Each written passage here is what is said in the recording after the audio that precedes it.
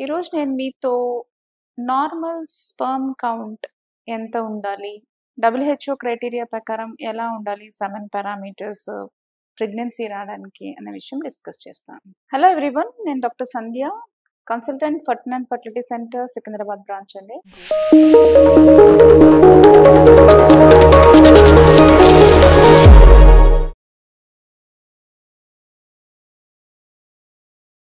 నార్మల్‌గా world health organisation ఏం చేసింది అంటే, చాలా కంట్రీస్‌లో చాలా మంది మెన్ దగ్గర సెమెన్ శాంపిల్స్ కలెక్ట్ చేసి, వాటన్నిటిని అనాలిసిస్ చేసింది. ఆల్రెడీ అంటే కిడ్స్ ఉన్న వాళ్ళని, ఆల్రెడీ ప్రెగ్నెన్సీ వచ్చిన వాళ్ళని, ఆ ఫాదర్స్ యొక్క శాంపిల్స్ కలెక్ట్ చేసుకుని అనలైజ్ చేసిందనమాట. అసలు ఎంత స్పెర్మ్ కౌంట్ ఉంటే ప్రెగ్నెన్సీ వచ్చే ఛాన్స్ ఎక్కువగా ఉంటుంది అని.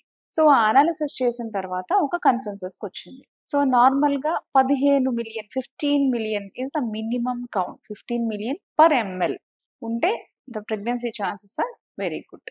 అది కాకుండా స్పెర్మ్ కౌంటే కాదు, ఇంకా ఇంపార్టెంట్ పారామీటర్స్ చాలా ఉంటాయి. ఏంటి అవి అంటే మొటైల్ స్పెర్మ్ కౌంట్ అన్నమాట.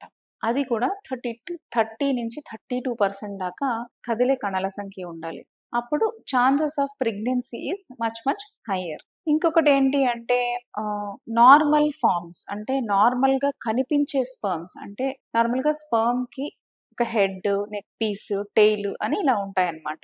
సో, ఆ tail is important for movement of sperm అన్నమాట. సో, ఇవన్నీ నార్మల్‌గా ఉన్నాయా లేదా అని చూడాలన్నమాట. మైక్రోస్కోప్ కింద చూసినప్పుడు అలా నార్మల్‌గా ఉన్న స్పెర్మ్స్ 4% ఉండాలి మినిమమ్. అంటే 100 స్పెర్మ్స్ కౌంట్ చేస్తే 4 స్పెర్మ్స్ అట్‌లీస్ట్ నార్మల్ లుక్‌లో ఉండాలన్నమాట. సో, అలా ఉంటే గనక స్పెర్మ్స్ నార్మల్‌గా ఉంది. సెమెన్ అనాలిసిస్ అనేది నార్మల్‌గా ఉంది అని అర్థం.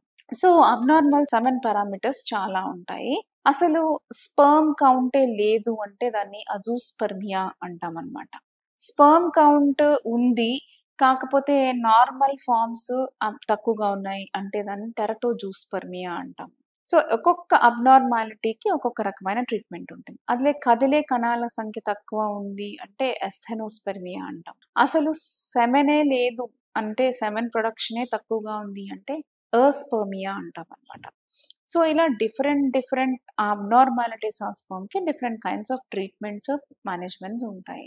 సో, మనం ఎందుకు semen analysis important for fertility ట్రీట్మెంట్‌లో అంటే, first thing that is the basic test, easy to do test in infertile couple. So, semen parameter ఒకటి నార్మల్‌గా ఉంది అంటే, సెమెన్ ప్రాబ్లమ్ ఏంటో మనకు అర్థమైంది అంటే, అసలు మేల్ ఇవాల్యుయేషన్ ఆల్మోస్ట్ అక్కడితో ఎండ్ అయిపోతుంది. సో, ఇష్యూస్ ఉంటే ఇవాల్యుయేషన్ ముందుకెళ్తుంది, కానీ సెమెన్ టెస్ట్ తర్వాత మేల్ ఇవాల్యుయేషన్ ఆల్మోస్ట్ అక్కడితో ఎండ్ అయిపోతుంది. Easy to do test. So, first ఆ టెస్ట్ చేసుకుని ఫీమేల్ పార్ట్నర్ కూడా ఎవాల్యుయేట్ చేసుకుని ముందుకెళ్తే మనం మంచి ఫర్టిలిటీ అసెస్మెంట్ చేసి కపుల్‌కి మంచి ట్రీట్మెంట్ అందించే అవకాశం ఉంటుంది.